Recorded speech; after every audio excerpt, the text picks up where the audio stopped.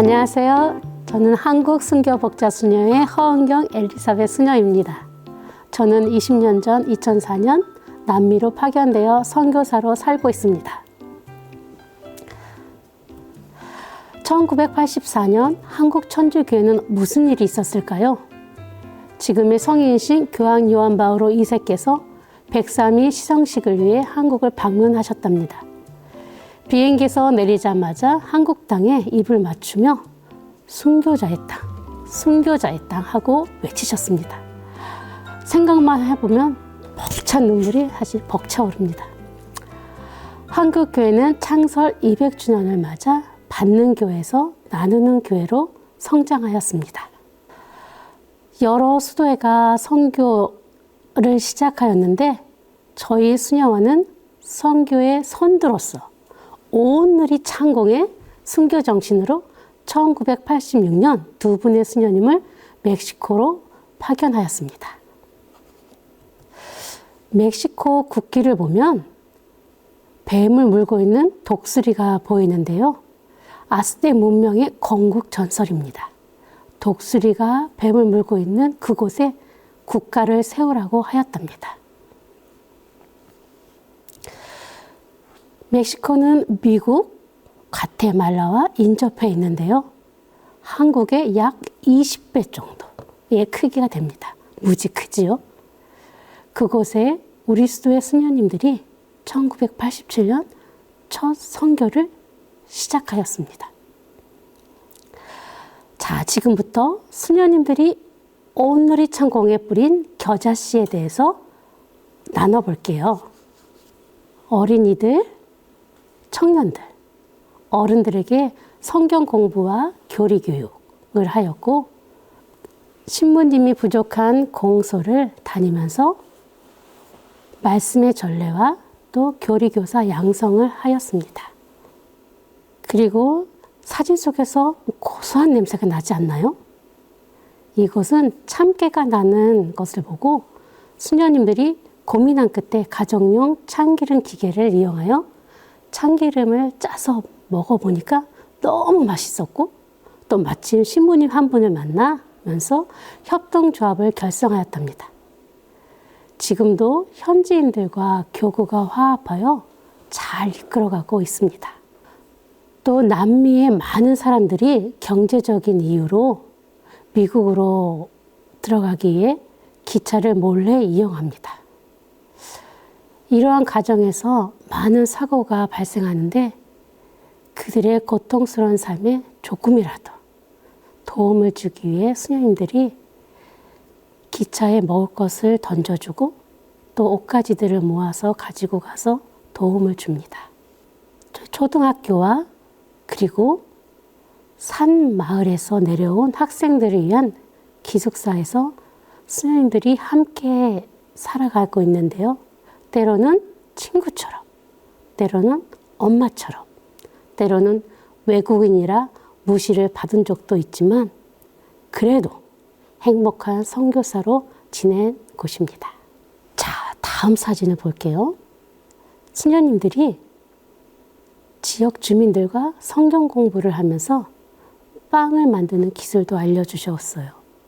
그래서 그들이 경제적으로 자립할 수 있도록 작은 빵 공장을 운영하는 데 도움을 주었답니다. 우리 수녀님들은 정말로 못하는 게 없어요. 같은 재료를 사용하는데 수녀님들이 만든 빵은 기도가 들어가서인지 더 맛있고 더 먹음직스럽답니다. 다음 사진을 보면 어린이 공부방도 운영을 했고요. 물탱크도 만들었어요. 북쪽 지역은 사막이어서 물이 많이 부족해요. 우물을 파도 물이 나오지 않고 또 비가 오면 큰 웅덩이에 모인 물에 사람이랑 동물도 함께 사용을 합니다.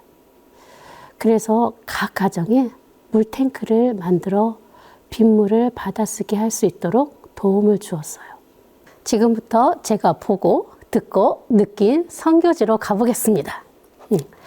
제가 파견된 해는 2004년 수녀님들이 선교지에 터를 다진 17년이 흐른 뒤입니다.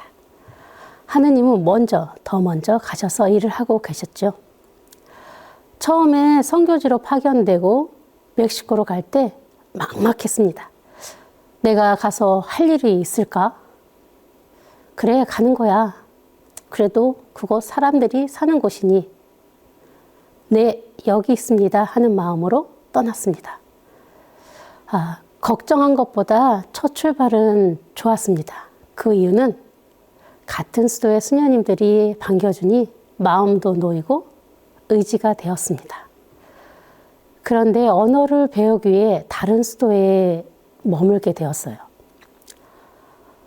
제가 한국인이라 밥과 김치를 아주 많이 좋아하는데, 그런데 눈을 씻고 찾아봐도 쌀로 된 음식은 없는 거예요.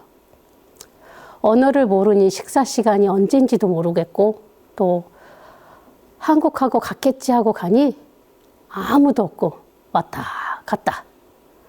처음에 아침을 굶고 학교를 갔죠.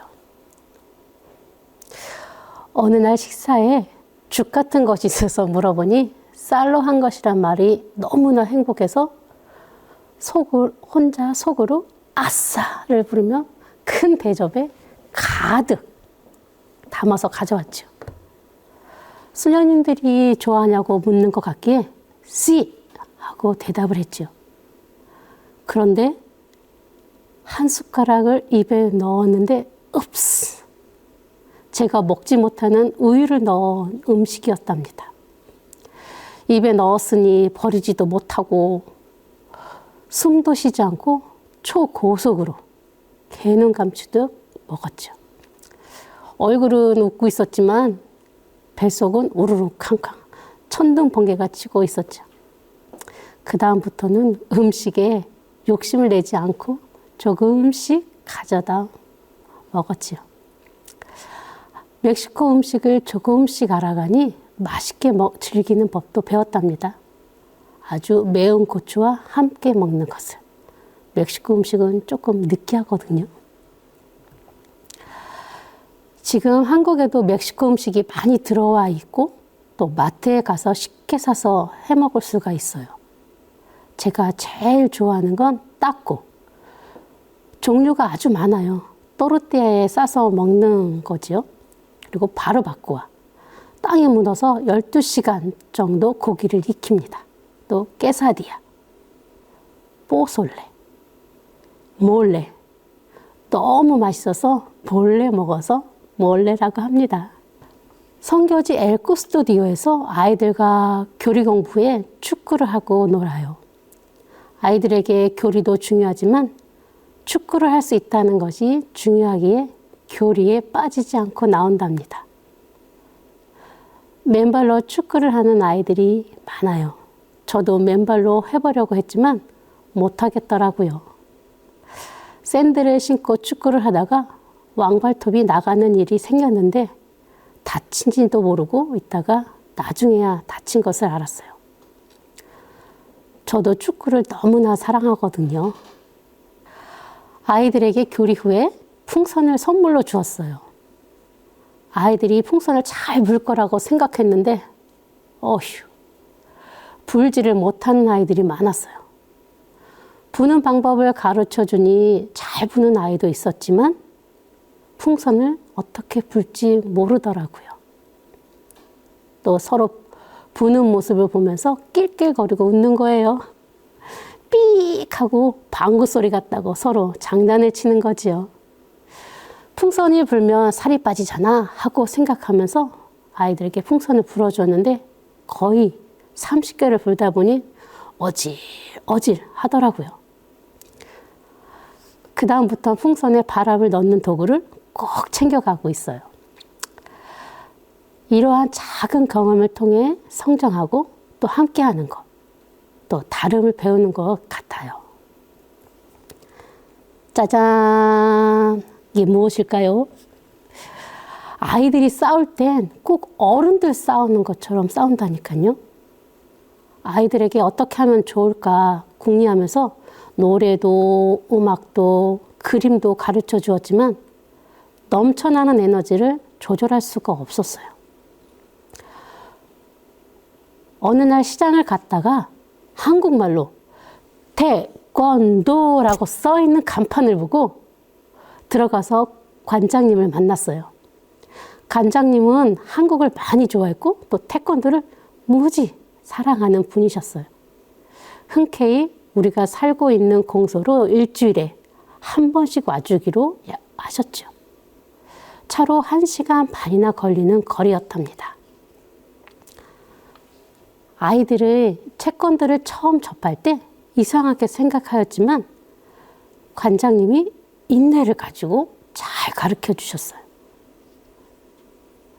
아이들이 점점 태권도 매력에 빠지기 시작했고 또 학교 수업보단 태권도를 더 배우고 싶어 했지요. 교장 선생님도 아이들이 달라진 모습을 보고 태권도 수업 시간을 더 많이 만들어 주셨습니다. 태권도 관장은 일주일에 한 번 오시는데 관장님이 오지 않는 태권도 시간에 제가 가르쳐야 하는 상황이 되어버린 것입니다. 난감함, 걱정이 많았죠. 저도 태권도를 배워본 적이 없거든요. 그래서 결심했답니다. 태권도 도장에 가서 태권도를 배우고 와서 아이들에게 가르쳐 주었죠. 아이들은 제가 태권도를 아주 잘하는지 알아요. 아이들은 승급 심사를 통해 흰띠에서 노란띠, 파란띠, 급이 올라갈 때마다 신이 나서 수녀원을 지나갈 때마다 하나, 둘, 셋, 태권도 하면서 우렁차게 기합을 넣으면서 지나갑니다. 그 후로 아이들이 싸우는 일은 거의 없었어요. 제가 2009년도 한국의 종신서원을 위해 잠시 한국에 오게 되었어요. 그때 선교지 수녀님들이 저에게 숙제 하나를 줬어요. 태권도를 더 깊이 배워오는 것. 그래서 태권도를 정말 열심히 배웠습니다. 검정띠를 따기 위해서. 어떻게 되었을까요? 제가 노력한 끝에 검정띠를 따게 되는 순간 얼마나 눈물을 흘렸는지 모른답니다. 누군가를 발로 차야 한다는 것이 제게는 왜 그리 슬프고 아팠는지 모릅니다. 멕시코에 돌아가서 검정띠 2단을 따려 했지만 선교지가 바뀌어서 더 할 수 없었답니다. 제가 그곳 선교지를 떠난 후에 몇 명의 어린이들이 태권도 도장에 가서 열심히 배웠고 또 대학까지 간 아이들도 있답니다. 선교사들이 그곳에서 함께 산다는 것, 그 자체가 하느님의 사랑을 보여주는 것이 아닐까 합니다. 하느님의 사랑은 선교사를 기쁘게 하고 또 아이들에게 희망으로 성장하게 하는 힘이라고 생각합니다. 처음에는 아이들에게 피리에 손가락으로 구멍을 막는 것도 힘들었지만 금방 배워서 다른 곡들도 스스로 연습해오는 것이 정말로 대단했습니다. 악보를 보지 못하기에 멜로디로 알려주어야 했는데 레레 솔 시라 솔 시라 솔레 레레 솔 시라 솔 시라 솔레. 자신들이 라디오를 듣고서 열심히 연습해오는 것입니다. 가돌페 성모님 축일에 아이들이 피리를 불며 마을을 행렬할 수 있는 실력을 갖추게 되었죠. 가돌로페 성모님은 그들에게 영원한 어머니고 또 아메리카의 수호자이십니다. 축일이 12월 12일 맞추어서 많은 사람들이 지방에서부터 성모님을 만나기 위해 걸어서 자전거로 차로 기도하며 순례를 합니다. 그분들은 각 마을의 대포로서 오는 것이죠. 그 마을에 많은 지향을 가지고 옵니다. 가달루페 성모님을 만나기 위해 우리 수녀님은 일주일을 걸었고 저는 8시간을 걸어서 밤에 도착해서 사람들과 함께 성모님에게 생일 축하곡을 3번이나 불러드렸습니다. 멕시코의 생일 축하곡은 마냐니타라고 합니다. 사진을 통해 듣는 멕시코 선교지 이야기가 어떠셨나요? 잠시 한국에 머무는 동안 제가 살았던 멕시코 이야기를 하니 저의 선교지가 또 새롭게 느껴집니다. 선교지로 떠날 때 가졌던 첫 마음도 생각이 납니다. 그러면서 제 스스로 질문을 해봅니다. 그리고 여러분에게도 그 질문을 해보고 싶어요. 여러분은 선교사인가요? 당신은 선교사인가요? 네, 저는 선교사입니다. 여러분도 선교사입니다. 우리 모두는 하나님의 사랑을 전하는 선교사입니다. 수녀의 창설 신부님께서 이렇게 노래하셨어요. 보고 듣고 느꼈네, 벅찬 가슴 고동하네, 땅끝까지 전파하세. 하느님의 사랑이 온 우리 창공에 미칠 수 있도록 감사합니다.